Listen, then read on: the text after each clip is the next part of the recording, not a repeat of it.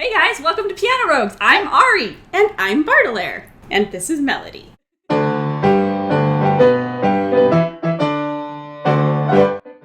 And this is Ari's house. And Ari's art.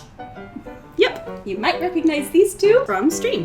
9:30 Tuesdays and Thursdays. We have to get the plug in. We are going to be answering questions on Reddit about pianos and piano playing questions. I'm going to answer questions too. It says, so I'm learning off an Alfred's book. But anyways, maybe I'm not there yet, but how do you know when to shift your hands to a higher position in the piano or a lower one? Would you be told in the beginning before a song, or is it based on preferences? I don't know. First of all, I think what this person is asking is, how do you know which octave of the keyboard you're supposed to be playing in? The easy answer is the music will tell you. It'll tell you a couple of different ways. First of all, notes on the staff are a direct one-to-one correlation to the keys on the keyboard. For example, if you guys know where middle C is, on the piano, there is a specific place that middle C is always written on a staff. So if you see that specific spot on the staff, you know that means you have to play middle C, always. The way that this is sometimes changed is with ottava signs, which can be placed either above notes or below notes, and they will tell you to play one octave above or one octave below wherever the notes are written. I can learn pieces okay, but I don't feel like I'm any good at just sitting down and playing. Hi, so I have a question/issue, which is quite strange to put into words, but I'll do my best. I've played piano for a number of years now. I obtained an ABRSM grade 8. I don't know what that is, guys. Should I know what that is? They obtained something. Grade 8 a couple years back, and I've learned a fair few pieces since then, though motivation has often been an issue. One thing that bugs me is that I feel like all I've done is learn a piece and then another piece and so on. I couldn't just sit down at a piano and improvise something cool or play something I've heard by ear. I can do that, but it takes trial and error and isn't at all fluent.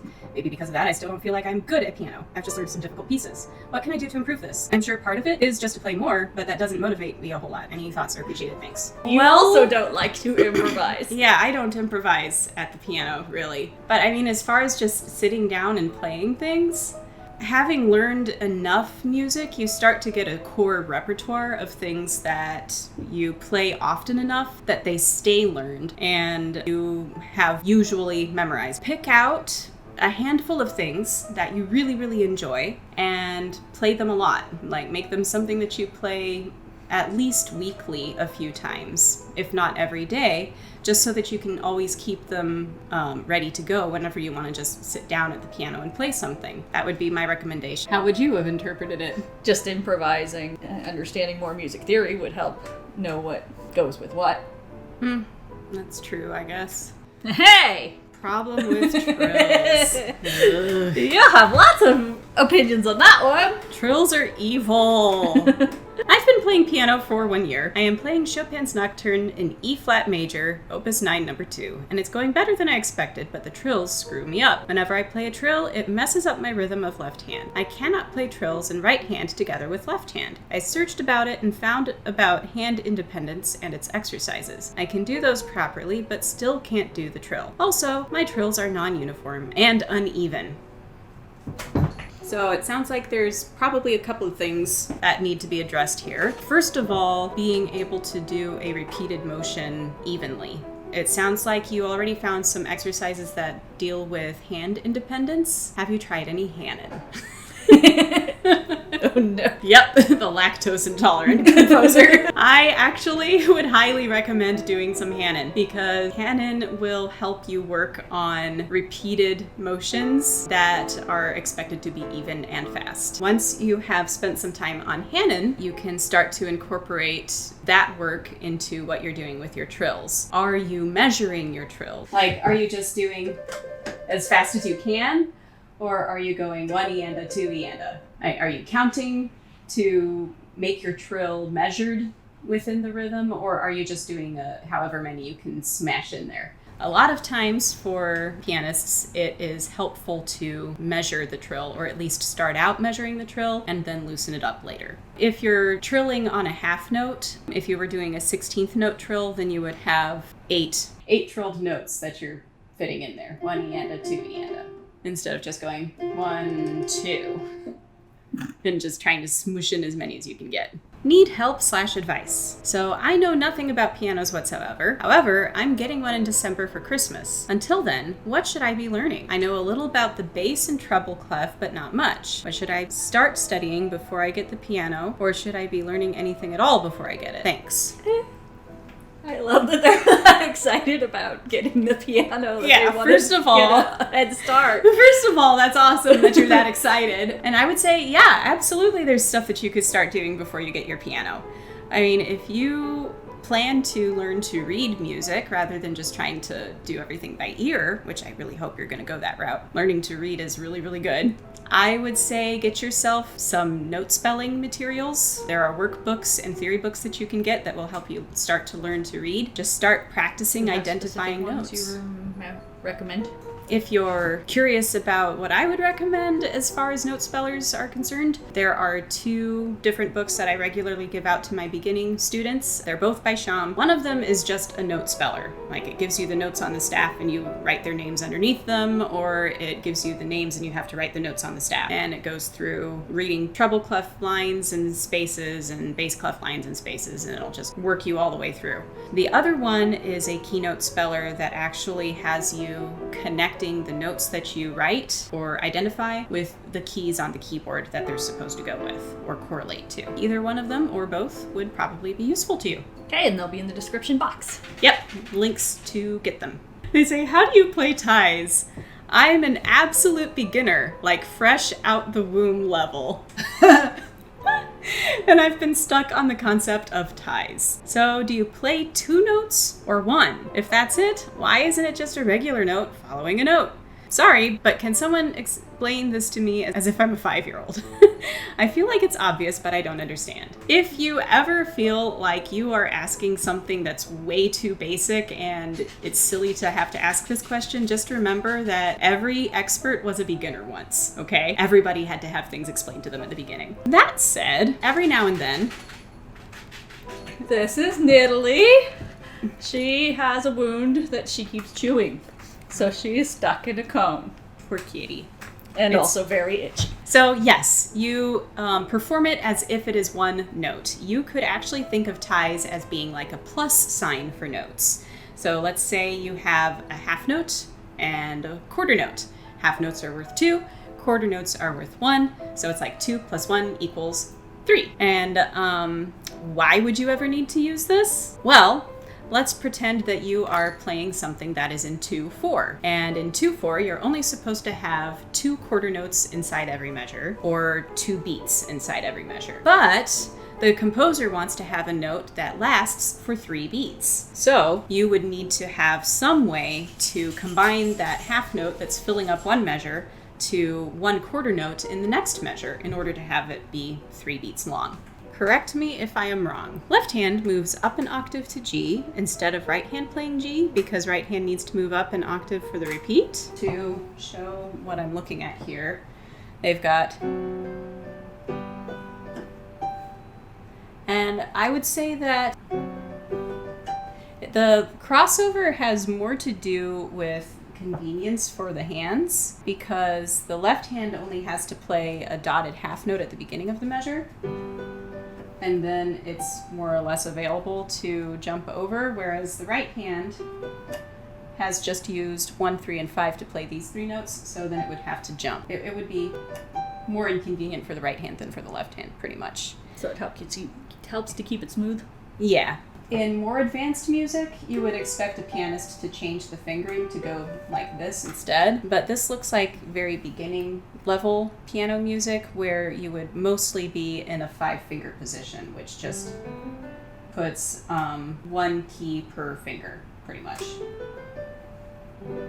Except for we are just barely expanding into some chords outside that position, but just barely beginning to do that. So I think it has more to do with the level of the piano music and smoothness than having anything to do with the repeat. Melodic minor scales. Why are they the way they are? Classic question, I'm sure, but can anyone explain to me the purpose behind melodic minor scales having different structures when ascending versus descending? I'm having trouble wrapping my brain around why having a natural minor for the ascent and a harmonic minor for the descent should be a thing. Oh, well, okay, you've kind of got that backwards. It's not harmonic minor on the way up, strictly speaking. So, quick overview of the 3 flavors of minor scale. So in a natural minor scale, you will be playing only the notes that are in the key signature. That was A minor, and there are no sharps or flats in the key of A minor. If I was to play a C minor scale, then that would be 3 flats in my key signature. And again, I'm not changing anything about it, so it's the natural minor scale. To make a minor scale into the harmonic minor scale, we raise the 7th, which in A minor means I'm going to play a G sharp instead of a G natural. It's a very unique and interesting sound. That was a harmonic minor scale. Now here's the thing about melodic minor scales. As you can probably tell based on the names of these scales, the harmonic minor scale is the way that it is to facilitate good harmony. It occurs to me that this might be really quiet. Woo! Too much. Yep, that's up. Okay, there we go. We turned it up a bit. The harmonic minor scale has to do with harmony. If you were to use the notes from the natural minor scale when playing chords for a minor piece, it just sounds not particularly strong and a little bit funky. So to fix that, we use the G sharp in the A harmonic minor scale. Melodic minor scale is for melody. As you can tell, when we are playing the harmonic minor scale, there's this weird little jump at the top, right? And it's a cool sound, and a lot of times composers actually like that in their melodies, but other times we want it to sound smoother. So to fix that, we can change it so that not only are we raising the 7th step, but raising the 6th step as well. On the way up, but then on the way down, it's going to sound too major. So we make it natural minor on the way back down. So it's pulling upwards on the way up and relaxing on the way down. And that's what the melodic minor scale is for. It's for smooth melody writing in minor keys. Yeah, it probably could be a whole episode, but I thought it was an interesting question, and I thought I could probably give a quick overview. So I came across this question. It says, the G and F are switched. How do they want me to play? Well, I am looking at this. I think what they mean is that the treble clef and bass clef are switched. Normally in piano music, you'll have the bass clef or F clef on the bottom staff and the G clef or treble clef on top. In this one, we've got the G clef on the bottom and the bass clef or F clef on top. If you see piano music that's written this way, that means that you are to play the treble clef with your left hand, which would be up here, according to this music, except I can't see a key signature, so I have no idea if that's supposed to be a B flat or a B natural. It's probably a B flat. Yeah. And then it looks like my right hand has to play what's written in this bass clef. So something like that. And I couldn't tell you why the composer particularly wants them to do it this way, but that's how it's written. So are they crossing? Yep, so the hands are crossing. Exactly. They are saying, I'm sorry, I might be totally dumb. You're not. I am learning how to read sheet music. That's awesome. But if there is a B sharp, do I play B flat or C sharp, or what do I do? Same with E sharp. So this is the musician's theory of relativity. Oh dear. E equals F flat. Also, E sharp equals F. Same thing with B sharp. B sharp is a C, and C flat is a B. Pretty much what sharp signs and flat signs do is they raise or lower a note so that instead of playing the note that's written, you play the note that is either the very next note up, whether a white key or a black key, or you play the note that's the very next one down, whether it's a white key or a black key. Sharps mean go up, flats mean go down. And so in the case of the places where you have the gaps, where you don't have the black keys in between the white keys, that happens in 2 places, at B and C. And and at F and G. In those places on the piano, that means you're going to have to use a white key for a sharp or a flat, depending on which way you're going. So it took some trial and error. Probably treble, where a lot of people be. learn to start on. Probably not. No. No, maybe it's a G. Maybe we're in bass clef and that's why they asked about the F or about the E sharp. Nope, that doesn't work either. That doesn't work either. What the heck? Oh, it's E minor. Play the piano. Oh, that's a very good girl. So coming up in the next month or two, we are planning on launching some of our teaching episodes. We've been planning on doing them for a while. That's why that board showed up. Yeah. That was what we were building that for, but then life happened and we had to put that off for a little bit. So I think we're finally getting back on track and we can maybe get some of those episodes done. Yep. Hopefully this is just a taste of what our future episodes will be. So I guess that's all we've got time for today. So if you liked the video, please like and subscribe. Thanks for letting us steal your screens for a while. Stay rogue.